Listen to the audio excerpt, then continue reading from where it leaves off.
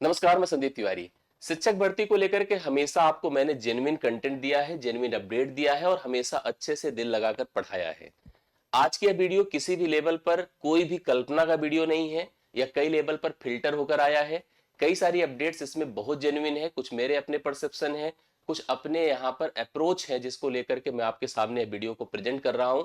उम्मीद करूंगा कि यह वीडियो उन सभी अभ्यर्थियों के काम आएगा जो जूनियर की प्रिपरेशन के लिए सोच रहे हैं। फिल्टर का एक लेवल ऐसे भी मान सकते हैं कि यह शिक्षक भर्ती के पहले जूनियर का हिस्सा है और जूनियर के हिस्से में भी अगर आएंगे तो मैथ साइंस के हिस्से में मैथ का सेगमेंट है। तो कई स्तर पर बहुत सारी जगहों से इसमें फिल्टर लगा है, तब यहाँ पर आपके सामने चीजें पहुंच पा रही हैं। शिक्षक भर्ती की जब जब बात होती है तो आप हमसे उम्मीद करते हैं, मैं भी आप लोगों से उम्मीद करता हूं, मुझे भी बड़ा थोड़ा सा पॉजिटिविटी दिखती है कि शिक्षक भर्ती पर मैं बेहतरीन कर सकता हूं। इस बात का मुझे कॉन्फिडेंस है और यह कॉन्फिडेंस कभी भी अधूरा नहीं जाएगा। यह कॉन्फिडेंस सच में वैल्यूएबल होगा, यह कॉन्फिडेंस आपके काम आएगा। मैं जूनियर जो यूपी टेट है, मतलब पेपर 2 जिसे आप कहते हैं, उन्हीं अभ्यर्थियों के लिए होता है जिनको जूनियर की भर्ती में पार्टिसिपेट करना होता है। और जूनियर की भर्ती में पार्टिसिपेट होने के लिए आप सबको पता है कि अलग अलग सेगमेंट्स हैं। सेगमेंट्स में लैंग्वेज है, सेगमेंट्स में एसएसटी है और सेगमेंट्स में आपका मैथ्स एंड साइंस का भी हिस्सा है।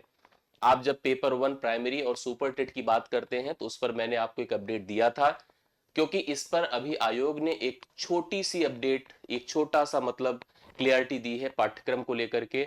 और वह पाठ्यक्रम अभी भी ऐसा नहीं है कि वह बहुत स्तरीय माना जाएगा। वह पाठ्यक्रम वही पुराना पाठ्यक्रम है विदाउट एनी चेंज। तो उसके दोनों एक्सपेक्ट्स हो सकते हैं, पॉजिटिव और नेगेटिव। पॉजिटिव इसलिए हो सकता है क्योंकि अगर उन्हें सारी चीजों को जल्दी ही करानी है, इसी समय में टेन्योर में करानी है, तो उन्हें इसी पाठ्यक्रम को फॉलो करना होगा। और नेगेटिव ये हो सकता है उनकी तरफ से कोई ऐसी बात कभी आ जाए कि हम थोड़े बहुत परिवर्तन कर रहे हैं और ये हमारा अपडेटेड पाठ्यक्रम। ऐसा हुआ है कई बार, कई सारी भर्तियों में हुआ है। पीछे लेखपाल की एक भर्ती थी, जो पिछली भर्ती थी, उसमें देखा था कि बाद में चेंज हुआ पाठ्यक्रम। तो ऐसे बहुत सारी जगहों पर अपडेट होता है। हालांकि नियमावली जब बनती तो उस दौरान सारी चीजें प्लान की जाती है, सब चीजें इंटरनली क्रिएट की जाती हैं, उसके बाद उसको प्रेजेंट किया जाता है। यहाँ पर थोड़ा सा चेंज दूसरे स्तर का हुआ। जो हमारा विभाग है शिक्षा सेवा चयन आयोग, आप सबको पता है कि एक, अब मैं नहीं बोलूंगा इसके आगे क्या है, 3-4 साल में चीजें आपके सामने कुछ प्रेजेंट किया, एक परीक्षाओं के लिए प्रयास करने की कोशिश करी, कुछ नोटिफिकेशंस देने की बात करी। पहले एग्जाम डेट आपका यूपी टेट का दिया, अभी सुपर टेट को लेकर के लोग सोच रहे हैं। और मैं जूनियर को लेकर के पहले भी आपको श्योर किया हूं और अभी भी श्योर कर रहा हूं कि अगर आपको जैसे ये वीडियो कहीं पर दिखे कि भर्ती आएगी कि नहीं आएगी, इसकी बात करते हैं, तो इस पर अभी आप अपना जो है ना परसेप्शन चेंज कर दीजिए। आप अभी इस प्रश्न पर जाइए ही मत, भर्ती आएगी कि नहीं आएगी, क्योंकि इतने लंबे समय के बाद अगर थोड़ी सी संभावना दिख रही है तो हम पॉजिटिव ही रहें। हम उस भर्ती आने ना आने के चक्कर में अपना जैसे एक दिमाग ना नेगेटिव ना करें, बल्कि आ जाने के बाद सफल होने का प्रयास करने के लिए, सफल होने की स्थिति का प्रयास करें कि हम सफल हो जाए। जब ये चीजें हमारे सामने आए तो हम सफल हो जाए, कुछ इस पर बात करें। तो जो आयोग है अपना, उसके जो इंटरनल एक्टिविटीज है, उसमें जो कर्मचारी हैं, उन्होंने जो पिछला जो अपडेट था उसी को प्रेजेंट किया, अधिकारियों ने उसको एक्सेप्ट किया, वेबसाइट्स पर भी दिखाया और सामने चीजें आपके पास है कि आपके पास एक पाठ्यक्रम है, यूपी टेट का भी है और सुपर टेट का भी है। और साथ साथ जूनियर को लेकर के भी आपके मन से डाउट निकल जाना चाहिए कि इसका कोई पाठ्यक्रम में परिवर्तन होगा। जो अभी की स्थिति है वर्तमान, आगे क्या होगा इसको अभी कोई नहीं कह सकता। अभी जो गुणांक पर आपको वीडियो दिख रहे हैं, एकेडमिक जुड़ेगा नहीं जुड़ेगा, टेट सी टेट के मार्क्स ऐड होंगे नहीं होंगे, इन सब बातों पर किसी भी तरह की कोई क्लियरिटी किसी के पास नहीं। एकदम स्पष्ट जान लीजिए, इस पर कभी हम आपको वीडियो नहीं देंगे। आपको बाद में ये सब चीजें अपडेट करेंगे जब चीजें आएंगी, फाइनली नियमावली आएगी, जब परिवर्तन के बाद चीजें आएगी अपडेट होकर, तभी इन सब पर बात किया जाएगा। जब आयोग से कोई स्पष्टता किसी के पास है ही नहीं है तो हम अपना व्यू क्या दें। इससे ज्यादा बेहतर तो आपका अपना व्यू है। आप अपनी तरफ से सोचते रहिए कि क्या होने वाला है क्या नहीं होने वाला है। बस अभी आपके पास एक ही चीज है कि समय से अगर पेपर होगा तो हमारा कोर्स तैयार है कि नहीं है, हम परीक्षा देने की स्थिति में है कि नहीं है, यही सबसे मुख्य चीज है। अगर इस पर आप पॉजिटिव हैं तो सब बेहतर है। तो चलिए हम आज के सेशन की शुरुआत करते हैं। अगर आपको भरोसा है हम पर, हमसे जुड़ करके आप बेहतर करना चाहते हैं, तो 2-3 दिन का और इंतजार कर लीजिए। सीटेट का पेपर समाप्त होते ही हम आपके सामने प्रॉपर पढ़ाई लिखाई की रूपरेखा, एक बैच का स्ट्रक्चर, अपने यूट्यूब की एक्टिविटीज और तमाम वो सारी चीजें जो आवश्यक है कोर्स कंटेंट के लिए, जो अपनी एक लेगेसी रही हमेशा से पढ़ाने की, उस पर हम आपको बात करेंगे। और जूनियर की जब बात आती है तो मेरा वैसे भी मनोबल काफी हद तक बढ़ जाता है, क्योंकि मैंने जूनियर की पिछली भर्ती में भी बहुत अच्छे से किया है और मुझे पूरा भरोसा है कि इस बार भी हम बहुत बेहतर करेंगे। सबसे पहले हम जूनियर पर आज जो सेशन में लाए, इसके पहले मैंने इसी तरह का एक वीडियो प्राइमरी मतलब यूपी टेट पेपर 1 और साथ साथ सुपर टेट के लिए भी किया था। दरअसल हम इसलिए ऐसा कर रहे हैं कि जब आपको समय मिलेगा इस परीक्षा के लिए, क्योंकि आप दोनों परीक्षाओं में पार्टिसिपेट करेंगे, मैक्सिमम लोग की स्थिति है, कुछ लोगों का क्वालिफाई अलग बात है, लेकिन मैक्सिमम लोगों को इसको भी देना है और इसको भी देना है। अब ऐसे में इतना गैप नहीं है आपके पास कि इसको अलग से पढ़ें और इसको अलग से पढ़ें। तो ऐसे में क्या ऐसी सिमिलरिटीज है और क्या हमारी चीजें एक्स्ट्रा हैं जिनको हम इन दोनों से मैच कराएंगे और उसी हिसाब से अपनी प्रिपरेशन को प्लान करेंगे। कुछ ऐसा ही मैं आपको आज के इस वीडियो में अब कंटेंट देने जा रहा हूं।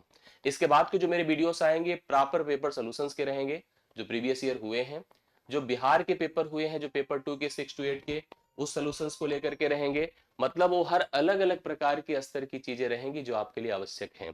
तो मैं इन दोनों एग्जाम का डिफरेंस, क्योंकि दोनों एग्जाम्स को हमें प्रॉपर लेकर चलना है, इनके सिलेबस और सबसे बड़ी बात लेवल, क्योंकि सिलेबस चलिए काफी हद तक मैच कर जाता है कई सारे एग्जाम्स का, बट लेवल बहुत मायने रखता है। आपको वही टॉपिक, जैसे अगर हम एक अलजेब्रा टॉपिक ले लें, मान लीजिए यही अलजेब्रा आप कहिए हम छोटे स्तर का एग्जाम का क्वेश्चन बना दे और उसी को एक बड़े स्तर का एग्जाम बना दे, मतलब टॉपिक तो आप कहोगे पाठ्यक्रम तो अलजेब्रा लिखा है, लेकिन अलजेब्रा किस लेवल का है सबसे इंपॉर्टेंट ये भी होता है। तो हमारा जो यूपी टेट होगा पेपर 2 वो किस स्तर का होगा, उसी कंटेंट के साथ, उसी पाठ्यक्रम के साथ, ठीक है, उसी कंटेंट उसी पाठ्यक्रम के साथ वो किस स्तर का होगा। और जो है जो हमारा मेन पेपर होगा जब हम लोग पार्टिसिपेट करेंगे तो वो किस स्तर का होगा। लेकिन इन सब के लिए जो पुरानी चीजें हमारे पास यही है, और इसी को थोड़ा सा आप लोग अभी भी थीम बनाइए कि जब पेपर, सबसे पहले अगर यूपी टेट को आप नोटिस करेंगे तो यूपी टेट का तो वही सेम पैटर्न है। ये अभी हम मेंस एग्जाम की बात कर रहे हैं, थोड़ा सा आप यूपी टेट को पहले जान लीजिए। भाई यूपी टेट में आपके पास तीन चीजें तो कॉमन है, जो बाल विकास वाला सीडीपी वाला हिस्सा है वो तो रहेगा ही रहेगा, साथ साथ दो लैंग्वेजेस आपके पास हिंदी है, और एक आप कॉमन मतलब एक कॉमन है, दूसरा आप अपने हिसाब से चूज करते हैं संस्कृत या इंग्लिश में, जो भी आपके जो आपके इंटरेस्ट का है, मैं उसकी बात कर रहा हूँ, संस्कृत या इंग्लिश या किसी में भी जो आप पेपर 2 की बात करेंगे। तो 30 से, ठीक है, 30 से और 30 से तो कितना हो गया 90। इसके बाद 60 क्वेश्चंस के लिए आपका सब्जेक्ट कंसर्न होता है, जिस सब्जेक्ट के आप पार्टिसिपेट कर रहे हैं। अगर आप एसएसटी के हिस्से से जाते हैं तो आपको 60 नंबर के लिए एसएसटी के विषय तैयार करने पड़ते हैं, और अगर मैथ साइंस के हिस्से से हैं जो हम लोग का विषय है, तो मैथ साइंस में आपको 60 जो है 60 टोटल कवर करना होता है, और 60 में 30 क्वेश्चन जो है आपके साइंस के पार्ट से आते हैं और 30 मैथ्स के पार्ट से आते हैं। ये पूरा यूपी टेट का पार्ट है, मुझे लगता है इसको लेकर के हमने अपडेट दे रखी है, तो इस पर बहुत ज्यादा जाने की जरूरत नहीं है। मेन ए था, जो मेन पेपर होगा जब आपको जूनियर एडिट की भर्ती दिखेगी, क्योंकि इस बार के अध्याचन में है बहुत सारे पद रिक्त हैं, तो जूनियर की भर्ती में आपको मैथ साइंस में भी अच्छे पद दिखेंगे, एसएसटी के हिस्से से भी दिखेंगे और लैंग्वेज के हिस्से से भी आपको ठीक पद दिखेंगे। 6 to 8 का ये पाठ्यक्रम है और इस प्रकार से एग्जाम का पैटर्न है। बाकी लगभग लगभग हर जगह पे यही सिस्टम होता है। 50 क्वेश्चन इसमें जनरल स्टडी जीएस के होते हैं, 2.5 घंटे का पेपर होता है जो सबको देना पड़ता है। अगर आपको एसएसटी सोशल के टीचर बनना है, आपको लैंग्वेज का टीचर बनना है, हिंदी अंग्रेजी संस्कृत या जो भी है, या मैथ साइंस का बनना है, तो आपको इन 50 क्वेश्चन को तो पार्टिसिपेट करना ही करना पड़ेगा। इस 50 में भी 4-5 क्वेश्चन मैथ्स के होते हैं, क्योंकि जीएस में आते ही है, जीएस के हिस्से में सब कुछ सारे विषय होते हैं, रीजनिंग होता है। जैसे बिहार का आप पेपर उठा के देखिए तो सेम उसी तरह से कॉमन पेपर के जो पार्ट्स होते हैं उसमें आपको 5-6-7 क्वेश्चन तब भी मैथ्स के दिख जाते हैं, जो अरिथमेटिक एलिमेंट्री मैथ्स के पार्ट्स होते हैं। ये 2.5 घंटे का पेपर, और साथ साथ जो ऑप्शनल सब्जेक्ट, जैसे आपको अगर मैथ साइंस की अगर हम बात करें तो मैथ प्लस साइंस के अगर आप इसके टीचर बनना चाहते हैं तो आपको 50-50 क्वेश्चन दोनों हिस्से से देखने को मिलेगा, 50 क्वेश्चन मैथ से, 50 क्वेश्चन साइंस से। बट अगर आप हिंदी के टीचर बनना चाहते हैं तो आपके पूरे 100 क्वेश्चन हिंदी के देखने को मिलेंगे। अगर आप सोशल के हैं तो सोशल में सारे विषयों का कॉम्बिनेशन फेस करना पड़ेगा, 100 ही सवाल, और इसका स्तर होता है, इसका अपना एक लेवल होता है, सामान्य परीक्षा का पार्ट नहीं, आप अध्यापक बनने की दिशा में सबसे अंतिम स्तर पर होते हैं, तो इसलिए यहाँ पर इसके लेवल को बढ़ाया जाता है। 2.5 घंटे का ये भी पेपर होता है, उसी के साथ कंबाइंड आपको देना पड़ता है, 2 पेपर में पार्टिसिपेशन आपको देनी पड़ती है। अब सबसे बड़ा मुद्दा यही था जो मैंने आपसे कहा, पढ़ाई लिखाई का जो अप्रोच होना चाहिए। जैसे कि हम आज से ही अगर सब सोचें, अब इस समय फरवरी महीने में है, और अगर हम फरवरी से टारगेट कर रहे हैं, हमको पता है कि जुलाई में, ठीक है, हमको पता है जुलाई में होने वाला है यूपी टेट, ठीक। और हमको पता है कि इसी के कुछ एक महीने के बाद, 2 महीने, 3 महीने, 4 महीने के बाद आपको अगर मान लीजिए भर्ती दिख गई जूनियर की, ठीक, एग्जाम देने को मिला, मतलब अगर 2-3 महीने भी जोड़ दीजिए तो अगस्त, सितंबर, अक्टूबर, ऐसे कुछ, अगर अक्टूबर भी चलिए हम टारगेट करते हैं, तो आप यहीं से हमको अगर मान लीजिए मेन पेपर देना पड़ गया जो जूनियर एडेड का है, जो जूनियर शिक्षक भर्ती है, तो मेन पेपर अगर यहीं पर देने को मिला, तो अब आप यहाँ से काउंट कर लीजिए फरवरी के बाद, ठीक है, मार्च, अप्रैल, मई, जून, 4 महीने इसके बचते हैं, 4 2 6 महीने इसके बचते हैं। और मैं अपनी अगर बात करूं, मुझे अपने विषय को अगर पढ़ाना है तो मुझे कम से कम 4 से 5 महीना लग जाता है इस स्तर को कवर करने के लिए। सामान्य स्तर नहीं होता है, मुझे कम से कम 100 से अधिक क्लास चाहिए, तब जाकर के मैं इसको अच्छे से कवर करा पाऊंगा।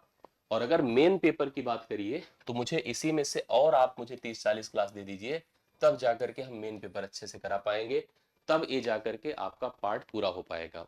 सही स्ट्रेटजी इस समय ये है, अगर आप सही पढ़ने को सोच रहे हैं तो आपको मैक्सिमम उन हिस्सों को जो यूपी टेट और मेन पेपर के दोनों के पार्ट हैं उनको पहले कवर करना चाहिए, ठीक है, उनको पहले कवर करना चाहिए।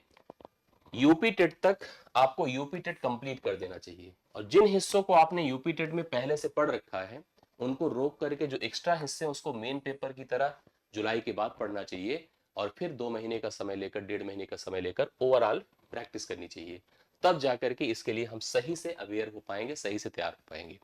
इसके लिए जरूरी है कि हमें वो टॉपिक की जानकारी हो, और टॉपिक की जानकारी एग्जाम ही देगा, और कौन देगा भाई। हम एग्जाम नहीं दिए हैं अलग बात है, लेकिन हमने एग्जाम के पेपर को देखा तो है, हमने अलग अलग और परीक्षाएं देखी तो है, हमने रीट देखा है, हमने राजस्थान का पेपर, एमपी का पेपर, एमपी वर्क 3 जो आपका होता है, उसके अलावा भी एमपी का जूनियर का पेपर, बीपीएससी का 6 to 8 हमने देखा है। तो हर स्तर का पेपर हम देख चुके हैं, यूपी के भी पेपर को देख चुके हैं। और यूपी का पेपर अगर आप मेन पेपर देख रहे हैं ना, तो सामान्य परीक्षा का सवाल नहीं होता है, आप इसके लिए बहुत माथापच्ची करते हैं तब जाकर के क्लियर होता है। ये सामान्य स्थिति नहीं क्रिएट करेगा, इसके लिए आपको बहुत मेहनत करनी होती है। ये डराने की बात नहीं, ये सच्चाई बताने की बात है, इसलिए इस पर आपको ध्यान देने के लिए सबसे पहले एक स्मार्ट अप्रोच, एक अच्छी स्ट्रैटेजी बनानी पड़ेगी। बनाएंगे तभी पॉसिबल है, तभी अच्छे से कर पाएंगे।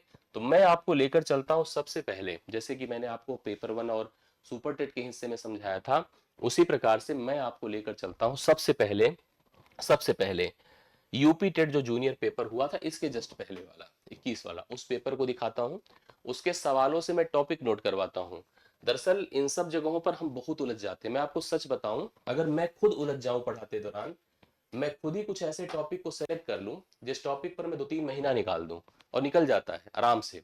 उन टॉपिक पर मैंने 2-3 महीना निकाल दिया, उसके बाद पता चलता है कि जो मेन टॉपिक थे, जहां से ज्यादा नंबर मिल सकते थे, ज्यादा हमारा पार्ट सही हो सकता था, उसको हम बाद में लेकर चले, उतना ऑर्डिनरी था कि उसको एग्जाम में कर नहीं पाए।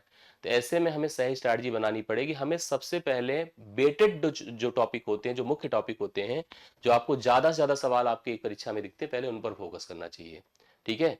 आप मैथ्स के छात्र हैं, साइंस के छात्र हैं, या जो भी आपके सब्जेक्ट कंसर्न है, भले ही आपका शून्य लेवल है, लेकिन अवेयरनेस आपके पास है, तो हम कहीं से भी पढ़ा सकते हैं, कहीं से भी चीजें आपकी क्रिएट करा सकते हैं। तो आपको सबसे पहले वेटेड टॉपिक या उन टॉपिक पर ज्यादा इंपॉर्टेंस देनी पड़ेगी, ज्यादा मतलब कॉमन जानकारियों के बाद, जो टॉपिक आपके मुख्य होते हैं, जरूरी होते हैं, और टॉपिक हर जगह कनेक्टेड होते हैं, इसमें भी, यूपी टेट में भी, और जो मेंस एग्जाम होगा उसमें भी। तो सबसे पहले यूपी टेट का इस पेपर को हम लोग पढ़ते हैं। यहाँ पर सबको पता है कि 30 सवाल टोटल होते, 30 में जो शिक्षण वाला हिस्सा होता है 2-3 सवाल का होता है, और वो इतना होता है कि उसको बिना पढ़े हुए आप कर सकते हैं। उसके लिए अलग से आपको स्ट्रैटेजी बनाने की जरूरत नहीं है, अलग से आपको करने की जरूरत नहीं है। आपके टीचर इतने योग्य होते हैं कि वो करा लेते हैं, और आप खुद इतने योग्य होते हैं कि आप कर लेते हैं। मैं आपको इस पेपर से दिखाता हूं कि टॉपिक कौन कौन सा था, किस टॉपिक से कितने सवाल आए हैं। सवाल नंबर उस पेपर का 121 से शुरू हुआ होगा और 150 तक है, तो टोटल 30 क्वेश्चन का सेट है। आइए देखते हैं, हम पूरा एक एक क्वेश्चन सॉल्व करवाएंगे। पहले हम प्रीवियस ईयर ही कराना शुरू करेंगे आप लोगों को, ठीक है। चलिए, फिर उसके बाद कोर्स की बात आ जाएगी, तो पढ़ाने की बात आ जाएगी। सबसे पहला क्वेश्चन रेशियो का है। आप देख रहे हैं कि यहाँ पर एक सिंपल सवाल है कि एक धार्मिक आयोजन में स्त्री पुरुष की संख्या में अनुपात 3:2 था, 20 और पुरुषों के आ जाने से अनुपात पलट गया, 2 से 3 हो जाएगा स्त्रियों की संख्या।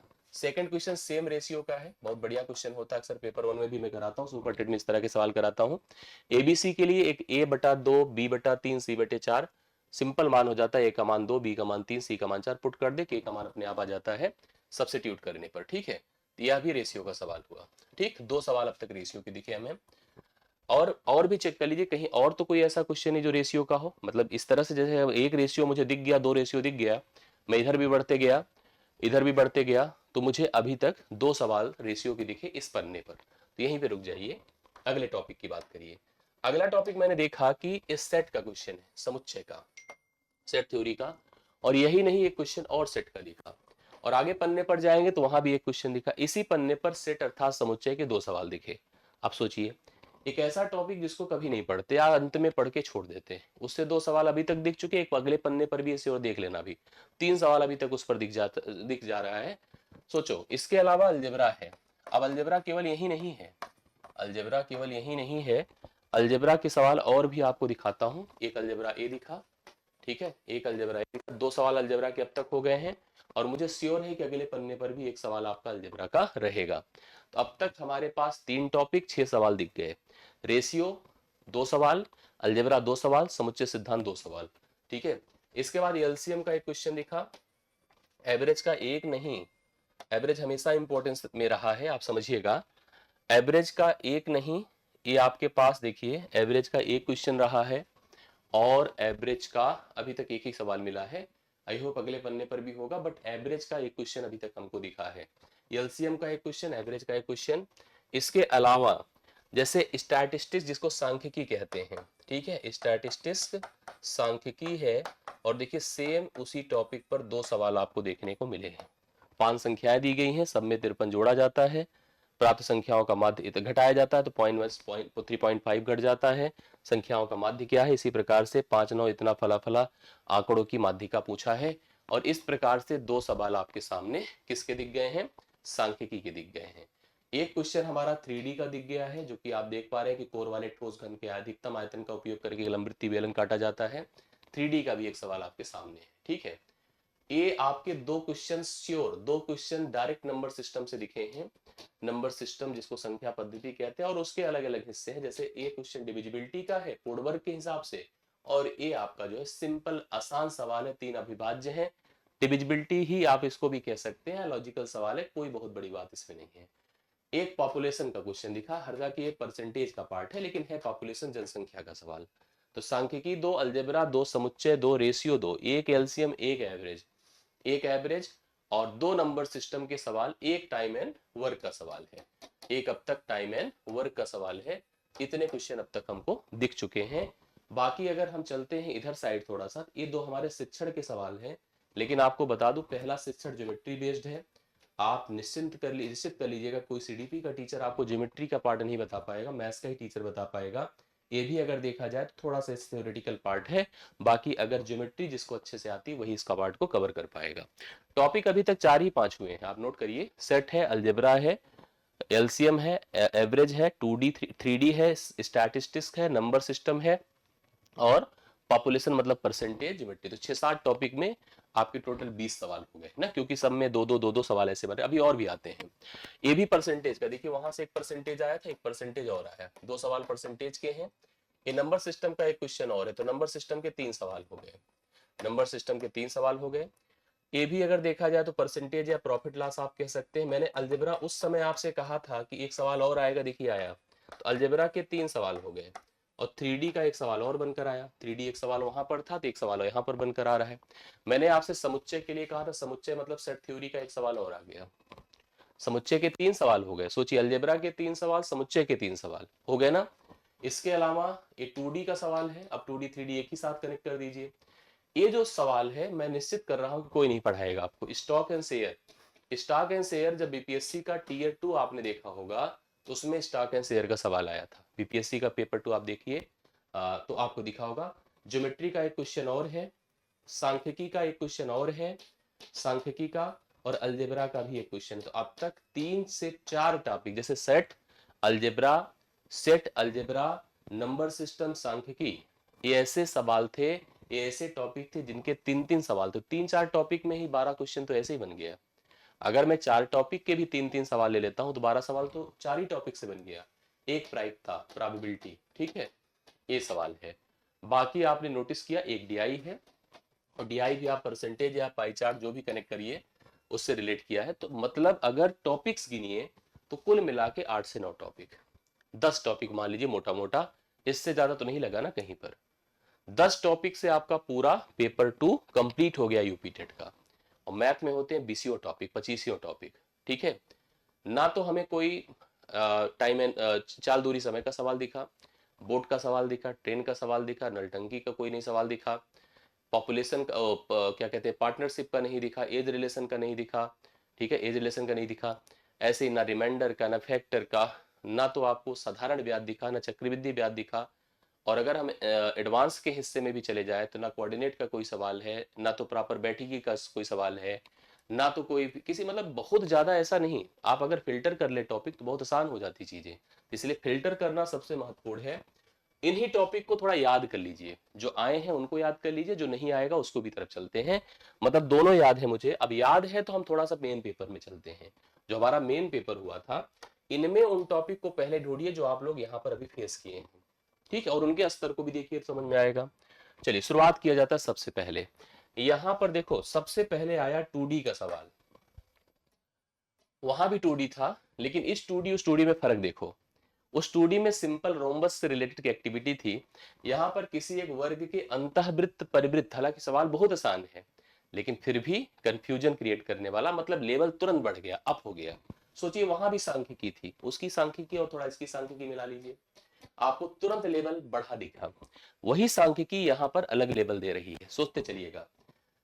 इसके बाद त्रिकोणमिति है, ट्रेगोनोमेट्री है। अब ट्रेगोनोमेट्री वहां तो आपको कोई पढ़ाएगा नहीं, तो यहाँ पर ट्रेगोनोमेट्री एक्स्ट्रा दिखी, इसको अलग से पढ़ना पड़ेगा। चतुर्भुज की रचना के लिए, अब त्रिभुज की रचना के लिए तो चलो ये समझ में आता है, चतुर्भुज की रचना मतलब ज्योमेट्री का सवाल है। वहां पर भी सरलीकरण के कोई ऐसे सवाल नहीं थे, बट यहाँ पर पावर रूट सर्ड्स का उपयोग करते हुए सबसे बड़ी सबसे छोटी संख्या, नंबर सिस्टम कह दीजिए, लेकिन अपने स्तर पे उससे लेवल तो बढ़ ही गया। यहाँ भी नंबर सिस्टम का ही सवाल है, बट स्तर बढ़ गया, एकदम बढ़ गया, कि आपको वास्तविक मानों के लिए समीकरण फला के हल संभव हैं। इसके बाद यहाँ पर भी ज्योमेट्री का सवाल है, सकेंद्री वृत्तों की बात की, एक ही वृत्त के अंदर की बात है, ये भी है। ये भी नंबर सिस्टम का सवाल है, लेकिन एक प्योर सी सेट का सवाल है आपके सामने। सी सेट में ऐसे सवाल आते हैं, आप सी सेट का पेपर उठा के देखिए। नंबर सिस्टम है, नंबर सिस्टम है, नंबर सिस्टम के 2 सवाल दिखे, ज्योमेट्री के 2 सवाल दिखे, लेकिन दोनों का जो लेवल है, मतलब मैं अभी तक के इस पेपर सेट को देखकर एकदम समझ गया कि लेवल ऐसे चल रहा था, अचानक से यू टर्न कर लिया, ऊपर हो गया। ये फर्क है, आप समझिए। तो इसलिए बहुत ऑर्डिनरी नहीं कर सकते कि आप उसी की तैयारी से उसको कर ले, संभव ही नहीं है। हाँ, टॉपिक आप उसको पढ़े रहेंगे यूपी टेट के दौरान तो आपको हेल्प करेगा, सपोर्ट करेगा, ठीक है। अलजेब्रा देखिए, लीजिए उस अलजेब्रा इस अलजेब्रा में फर्क देखो, उस अलजेब्रा इस अलजेब्रा में फर्क देखिए, आपको खुद ही समझ में आ जाएगा, हालत खराब हो जाएगी देख करके इसको, ठीक है। ये भी अलजेब्रा ही है और वहां भी अलजेब्रा था, उसका अलजेब्रा थोड़ा सा मिला लीजिएगा, पेपर में डलवाऊंगा टेलीग्राफ ग्रुप में, आप देखिएगा तो आपको समझ में आएगा, रिलेट कर जाएगा अपने आप, ठीक है। फर्क दिखता है। और सवालों की संख्या 111 से शुरू हुई है और खत्म कहाँ पे हो रही है, 150 पर, मतलब 40 सवाल थे इसमें टोटल, ठीक है, 40 क्वेश्चन थे। तो हम थोड़ा सा और आगे बढ़ते हैं। ये भी देखिए ज्योमेट्री 2D 3D में 2D मेंसुरेशन का सवाल है, ये भी अलजेब्रा का सवाल है, मतलब अपने आप लेवल बढ़ गया। अभी रेशियो का सवाल उस लेवल में, इस लेवल में रेशियो देखिए फर्क आएगा। अलजेब्रा की बहुत प्रायोरिटी है, हालांकि इसको भी रेशियो आप कनेक्ट करिए, रेशियो एंड अलजेब्रा मतलब रेशियो से ही कनेक्ट करिए। ये ज्योमेट्री का ही क्वेश्चन है, थोड़ा सा लो हुआ अभी तक, बाकी उसी तरह से चल रहा है। यहाँ भी देखिए द्विघात समीकरण प्रॉपर पूछा गया है, मतलब ये भी अलजेब्रा, अलजेब्रा मतलब भर के पूछता अच्छे से। यहाँ पर ये आपका त्रिकोणमिति का दूसरा क्वेश्चन दिखा है, ये भी आपका 2D का हुआ, वृत्त की जीवत था, त्रिज्या बराबर है, अंतरित कोण। अभी इसी तरह का सवाल पहला भी था जो शंकु अर्धगोले के, मतलब उसमें अंतःवृत्त परिवृत्त की बात थी। मतलब फिलहाल ये सवाल आपका पेपर 1 जो उसमें जूनियर जो आपका यूपी टेट वाला सवाल था उससे करें, ये आसान आया अभी तक एलसीएम का सवाल, उसके एलसीएम से यह एलसीएम थोड़ा इजी है, ठीक है। वहां पर रिलेशंस बेस्ड था, यहाँ डायरेक्ट एलसीएम की बात। फिर से आपके पास द्विघात समीकरण अलजेब्रा, मतलब अलजेब्रा के अब तक 5 क्वेश्चन दिख चुके हैं मुझे, अस्तरी, ठीक है। फिर से देखिए अब एपीजीपी एचपी का सवाल वहां नहीं था, सांख्यिकी वहां था, लेकिन एपीजीपी एचपी नहीं था, और उसमें भी रिलेशंस है, एपीजीपी और एचपी तीनों के बीच का क्या संबंध है, रिलेशंस का क्वेश्चन है। तो एपीजीपी ये पद ओद नहीं पूछा है, ठीक है, ये प्रॉपर तीनों के रिलेशंस पर आपके सामने क्वेश्चन दिया है। इसको आप देखिएगा, टॉपिक अपने आप पॉइंट होते चले जा रहे हैं। फिर से ज्योमेट्री का क्वेश्चन है, मतलब एक तरह से परिवृत्त और अंतःवृत्त की बात है, ये भी आपके लिए स्तरीय उस लेवल पर प्रोबेबिलिटी, और उसमें हालांकि ये प्रोबेबिलिटी उसकी तुलना में आसान है, ऐसा नहीं सब टफ ही होगा। यहाँ भी नंबर सिस्टम का क्वेश्चन है, तो नंबर सिस्टम ठीक से मिला आपके सामने। ये आपका, आप इसको क्या कहेंगे, रेशियो कह दीजिए, या आप इसको नंबर सिस्टम का ही पार्ट कह दीजिए, या इंडिसेस का सर्च का पार्ट कह दीजिए, करड़ी का पार्ट कर दीजिए, मतलब ठीक ही क्वेश्चन है। इसी प्रकार यह नंबर सिस्टम का क्वेश्चन है ना। नंबर सिस्टम भी आपके पास कई सारे सवाल दे रहा है। ज्योमेट्री का सवाल आसान नहीं है लेकिन बहुत टफ भी नहीं है, आएगा तो कर लेंगे, बट ये थ्योरम बेस्ड क्वेश्चन है, थ्योरेटिकल है, आप आएगा तो कर, ये भी ज्योमेट्री है, ये कर लेंगे आप लोग। टाइम एनवर का क्वेश्चन जैसे वहां था वैसे यहाँ है, जैसे वहां था। त्रिकोणमिति का तीसरा क्वेश्चन आया है, ऐसा क्वेश्चन सेम बीपीएससी में आया था, देख लीजिएगा, अधिकतम घात के लिए। इस तरह से क्वेश्चंस आपको देखिए मैच करते कुछ जा रहे हैं। देखिए आया ना एक और आपके पास प्रोबेबिलिटी, दूसरी प्रोबेबिलिटी आई, और प्रोबेबिलिटी पिछले में और इसमें फर्क है। हालांकि ये भी अगर जिसको समझ में आया आराम से कर लेगा। अर्धवृत्त पर मतलब 2D का सवाल फिर से, अलजेब्रा का सवाल फिर से, अलजेब्रा ठीक से पूछा है। और जो आपके सामने नंबर डेसिमल फ्रैक्शन में पढ़ाता हूं उसको आप देख लीजिए, बिल्कुल है। प्रॉफिट लॉस डिस्काउंट का क्वेश्चन है, प्रॉफिट लॉस डिस्काउंट का क्वेश्चन आपके सामने है, फिर से अलजेब्रा का क्वेश्चन है, फिर से अलजेब्रा। मुझे तो लगता है सबसे ज्यादा आप पहले अलजेब्रा ही पढ़िए, फिर से अलजेब्रा। त्रिकोणमिति, त्रिकोणमिति के तीसरे सवाल है, सांख्यिकी का फिर से एक सवाल है, मतलब अलजेब्रा के 7 से 8 सवाल दिख चुके हैं, त्रिकोणमिति के 3 से 4 सवाल दिख चुके हैं, ठीक है, नंबर सिस्टम के 4 से 5 सवाल दिख चुके हैं अब तक। अब जब 50 क्वेश्चन देना है तो ऐसे ही सवालों को देगा। इसमें भी अगर देखा जाए तो सारे टॉपिक जैसे एवरेज नहीं आया, ठीक है, नंबर सिस्टम के सारे हिस्से जैसे रिमाइंडर है, फैक्टर्स है, ये सब का उपयोग नहीं दिया है, और ट्रेलिंग जीरो है, यूनिट डिजिट है, नहीं दिया है इन सब चीजों को। तो नहीं दिया है तो नहीं दिया, क्या ही कर सकते हैं। नलटंकी नहीं दिया, चाल दूरी समय नहीं दिया, नाव नहीं दिया, पार्टनरशिप नहीं दिया, मिक्सर नहीं दिया, इन सब चीजों को नहीं शामिल किया तो नहीं किया। मेन उसने फोकस एडवांस पर किया है। अगर आप एडवांस से पढ़ो तो ज्यादा अच्छा है, मेरी मानिए तो एडवांस से पढ़िए। अर्थमेटिक से भी पढ़ सकते हैं बट मेरी मानिए तो एडवांस से पढ़िए। अलजेब्रा उठा लीजिए, प्रोबेबिलिटी उठा लीजिए, नंबर सिस्टम सबसे पहले पकड़ लीजिए, डिविजिबिलिटी पहले अच्छे से देख लीजिए, डेसिमल फ्रैक्शन अच्छे से देख लीजिए, यही सही तरीका है। एसएससी की मैथ नहीं है, यूपीएसआई की मैथ नहीं है, यूपीपी की मैथ नहीं है, ये मैथ एकदम डिफरेंट है। अगर शिक्षक भर्ती की तैयारी कोई भी ऑर्डिनरी कराएगा नहीं कर पाएंगे आप, इसलिए आप भरोसा कर रहे हैं तो करिए। शिक्षक भर्ती के लिए अपना जो विजन है, अपना व्यू है, उसको फॉलो करिए, इसका बेनिफिट आपको दिखेगा, ये श्योर मैं बता रहा हूँ आपको, ठीक है। आप वेट करिए, अभी 2 से 3 दिन और वेट करिए, पेपर हो जाने दीजिए, इसके बाद हम इसकी एक्टिविटी शुरू करेंगे, प्रॉपर पढ़ाएंगे। हमारे इस ग्रुप से जुड़े रहिए, हमारा जो टेलीग्राम ग्रुप है मैथ्स का, इससे जुड़े रहिए, हम आपको अपडेट करेंगे बैचेस के बारे में। साथ साथ हमने आपको नंबर भी दिया था, अभी भी दे रहा हूँ, 87992145 और 07। आप इस पर मुझे व्हाट्सएप भी करते रहिए और नंबर सेव कर लीजिए, जिससे कि आपको अपडेट मिलता रहे, ठीक है, अपडेट मिलता रहे जो भी चीजें हैं। वैसे भी यूट्यूब पर भी अपडेट मिलता रहता है, लेकिन इसको जरूर सेव करिए, ठीक। बाकी मुलाकात आपकी डिमांड पर, आपके सुझाव कुछ हो तो कमेंट करना, हम लाते हैं प्रीवियस ईयर पहले। हम आपकी 1 से 5, अगर कोई 1 से 5 वाला देख रहा हो, 1 से 5 मतलब सुपर टेट या paper 1 UP TET, 6 to 8 paper 2 junior, paper 2 junior और पेपर 2 जूनियर एडेड, हम पूरी तरह से तैयार हैं आपकी प्रिपरेशन के लिए। मतलब 1 से 8 तक कहीं नहीं जाना है, मैथ की जिम्मेदारी मेरी है, ठीक है, इतना भरोसा करिए। मैथ कहीं कुछ करिए, मैथ के लिए आप फोकस्ड रहिए, मैथ के लिए तैयार रहिए, मैं आपके साथ हूँ। थैंक यू सो मच, धन्यवाद सभी को। मैं आपसे मिलता हूँ क्लासेस में और एक्टिविटीज में, आपकी डिमांड्स पर, आपकी प्लानिंग पर। आप जैसा हो हमें अपडेट करिएगा। Thank you so much, thank you so much.